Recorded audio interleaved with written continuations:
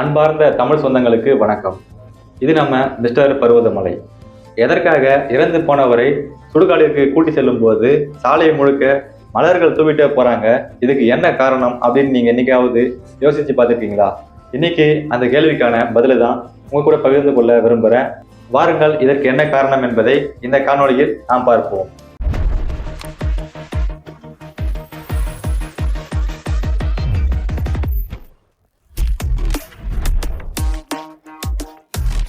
இப்போ நம்ம ஊர்ல ஒருத்தர் இறந்துட்டாரு வச்சுக்கோங்களேன். அப்ப என்ன பண்ணுவாங்க, சொந்தக்காரங்க, ரொம்ப நெருங்கிய உறவினர்கள் எல்லாரும் வந்து அந்த இறந்து போனவருக்கு பூ மாலையை போடுவாங்க. இந்த பூ மாலையை என்ன பண்றது ஏது பண்றது தெரியாம திரும்ப இறந்தவரை சுடுகாட்டுக்கு கூட்டி செல்லும் போது எல்லாரும் போட்ட மாலைகளை சாலை முழுக்க இறைச்சிட்டே போறாங்க. அப்படி இறைச்சிட்டு போகும்போது அந்த பூக்கள் மக்களால காலில் மிதிப்பட்டு வீணாகுது. சுடுகாட்டிற்கு இறந்தவரை கூட்டி செல்லும் பொழுது வழி முழுக்க இந்த மாலைகளும் மலர்களும் இறைச்சி கொண்டே போவதுக்கு என்ன காரணம்னா, வெளியூர்ல இருந்து சொந்தக்காரங்க வந்திருப்பாங்க.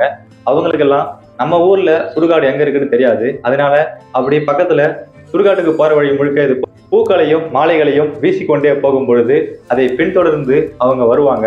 சுடுகாட்டிற்கு வந்து அவங்க இறுதி மரியாதை செலுத்துவாங்க அப்படின்ற காரணத்துக்காக தான் பூக்களை அப்ப இருந்து இறைச்சிட்டு வந்திருக்காங்க. அதை இப்ப வரைக்குமே நம்ம மக்கள் பின்பற்றி தான் வந்துட்டு இருக்காங்க. ஒரு மாலை எவ்வளவு இருக்கும்? 100 ரூபாய் இருக்குமா? 200 இருக்குமா? இல்ல 500 இருக்குமா? 1000 ரூபாயில கூட மாலைகள் இருக்கு. இப்படி விலை கொடுத்து இந்த மாலைகள் வாங்கிட்டு வந்து சாலைகள்ல அனாமத்தா போட்டு மிதிச்சு வீணாகிட்டு போறதுக்கு பதிலாக அந்த மாலை வாங்குகிற காசை இறந்தவர்கள் குடும்பத்திற்கு கொடுத்தா அவங்களுக்கு ஏதாவது பண உதவியா இருக்கும்ல. ஆதி காலத்துல இருந்து அந்த நடைமுறையை பின்பற்றி வர்றதுக்கு பதிலாக காலம் மாற மாற அறிவு வளரணும், அதே போல மக்களும் மாறணும். பூக்கள் மனிதர்களுக்காக பூப்பது கிடையாது. பூக்கள் பூப்பது வண்டுகளுக்காக, தேனீகளுக்காக. அதை முதல்ல பறிச்சுட்டு மாலையா போறது முதல்ல தப்பு தான். இருந்தாலும் இறந்தவருக்கு மரியாதை செலுத்தும் விதமாக மாலையை போடுறாங்க.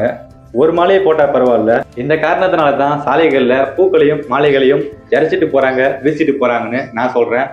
உங்களுக்கு ஏதாவது கருத்து முரண்கள் இருக்கலாம், இல்ல உங்களுக்கு ஏதாவது வேற காரணங்கள் இருந்தா அது இந்த காணொலியோட கருத்து பக்கத்துல தெரிவிங்கள். நானும் தெரிஞ்சுக்கிறேங்க. நன்றி, வணக்கம்.